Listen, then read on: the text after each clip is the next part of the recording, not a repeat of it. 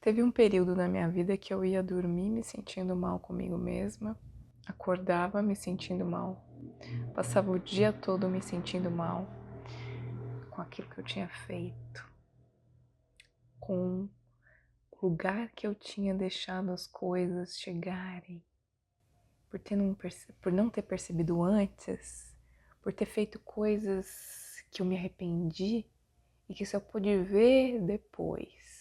Era uma culpa absurda. O dia todo, a noite toda. E ela andava comigo. E eu fui procurar ajuda espiritual. Foi uma época que eu precisei de outra coisa, outra pessoa, outra força, mais força, porque a minha tinha se esvaído. E eu cheguei numa casa de umbanda, num dia de uma gira de pretos velhos, não de Exu, e tava conversando com o Exu. Eu queria tanto conversar com essa mesma entidade, mas não dei sorte de encontrá-lo novamente em outras giras. E Exu, dentre outras coisas, me disse uma coisa que foi a seguinte: quando você chegar em casa, você vai olhar para o espelho e você vai dizer quanto você é maravilhosa. E nessa hora eu olhei para a cara daquela pessoa, daquele ser e falei: nossa, que bobagem, né? Isso a gente escuta em qualquer esquina, em qualquer livro de autoajuda. E essa pessoa tá papagaiando aqui pra mim, né? Mas na mesma hora ele pegou e falou: não é brincadeira, faz isso. Todos os dias você vai olhar no espelho e vai dizer os motivos pelos quais você é uma mulher maravilhosa. Não com essas palavras, mas eles não derivam assim, né? Motivos pelos quais, não é esse tipo de português, mas ele usou uma mulher maravilhosa. E aí, fui fazer isso no dia seguinte. Aquilo ia ser um pouco forte pra mim. Começando pelo fato de que eu sabia que era muito difícil me olhar no espelho nessa época, era muito difícil me encarar, era muito difícil me aceitar. Depois de tudo que eu tinha feito e que eu não admitia que eu tinha errado dessa maneira. O sarrafo deste tamanho, o chicote deste tamanho, a dar-me nas costas, sem dó. E aí, eu olhei no espelho e, de fato, não consegui permanecer com os olhos fixos em mim. E quando eu dei por mim que isso era realmente verdadeiro, que eu realmente não estava conseguindo olhar para os meus olhos, eu percebi que o buraco era muito fundo. Porque se eu não conseguia nem olhar para mim naquele momento, nem olhar para o meu rosto, quão grande era a minha autorrejeição naquele momento. E eu senti um pouco de medo desse sentimento, ao mesmo tempo eu me senti desafiada, porque não é possível que eu pudesse manter um sentimento tão ruim, tão baixo comigo mesma.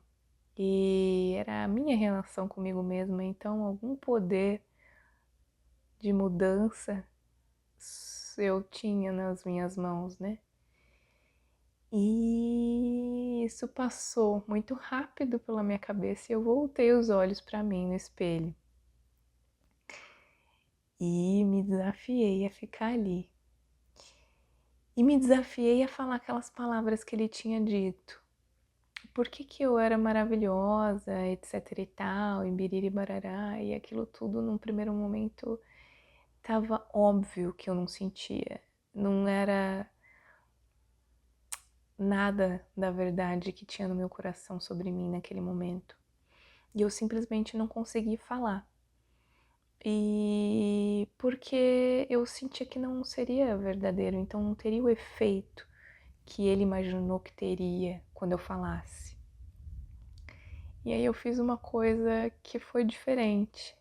eu falei pra mim mesma tudo aquilo que eu tinha de fato errado. Porque existe uma coisa, quando você tem esse tipo de autocobrança, ou você tá passando por uma situação como essa, uma fase como essa, que é, às vezes teu julgamento para consigo é tão grande que você até evita encarar o erro, admitir o erro, ou ver a profundidade dele, encarar de frente, porque você sabe que você vai se cobrar e você não vai gostar. Então você nem quer admitir o quanto você errou, o quanto você estava errado. Então eu não estava querendo exatamente olhar para tudo que eu tinha feito naquele momento, né, naquela fase. E naquele momento eu me permiti fazer isso.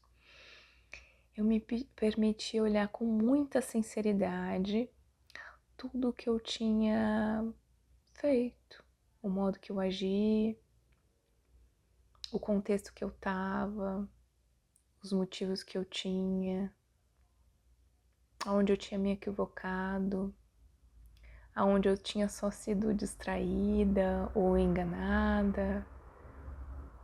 Então, eu olhei para toda a verdade daquela situação. E depois de passar por esse check-up, por esse scanner muito verdadeiro, eu consegui chegar no sentimento que Exu tinha falado para mim. Eu consegui chegar no estado de ter condição de ser compassiva comigo mesma e de enxergar aquilo que também foi bom, aquilo que eu também fiz e que eu me orgulhava.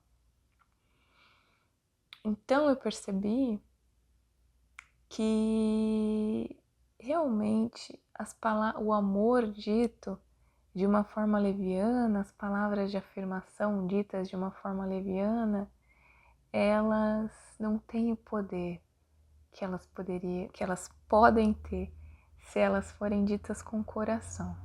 E na verdade não é a palavra que importa, é a verdade do coração que tem poder.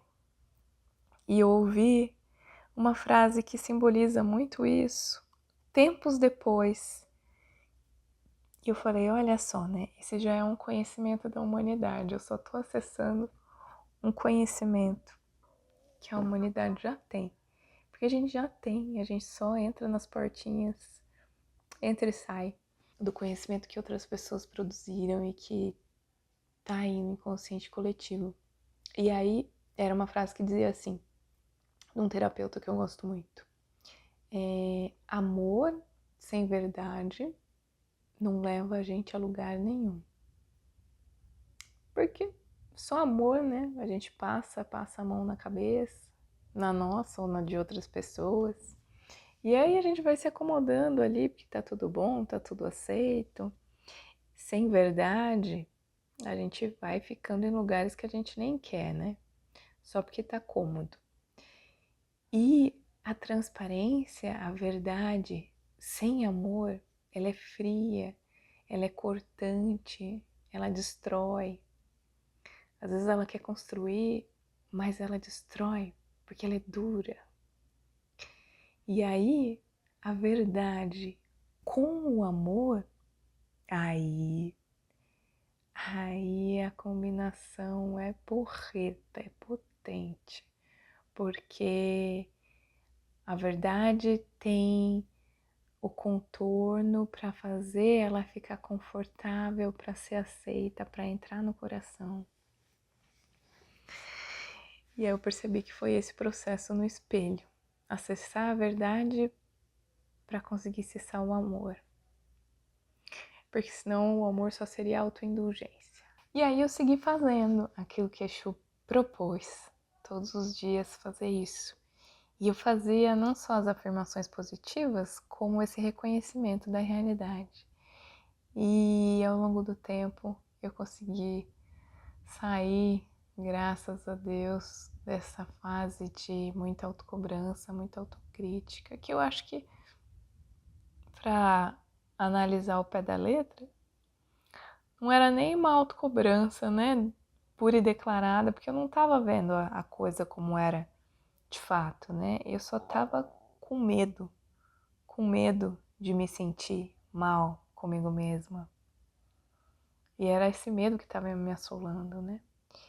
E às vezes o medo e a culpa, quando você não dá racionalidade para os fatos, quando você não encara o medo, eu acho que é por isso que tem essa palavra, encarar o medo.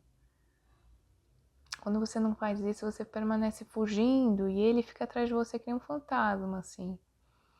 Porque se você de fato encarar, se você jogar luz na sombra, aí você já vai estar fazendo um processo de reconhecimento que ele precisa para poder ir embora, na verdade, né?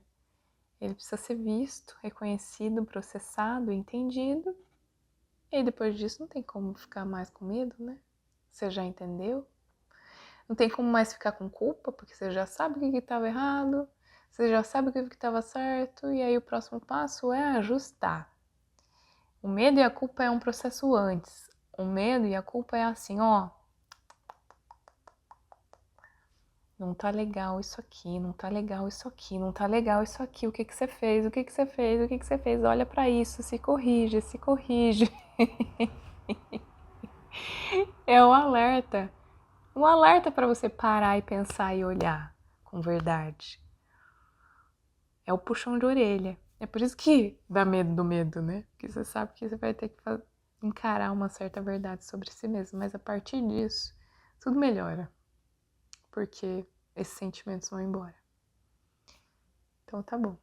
Até o próximo vídeo.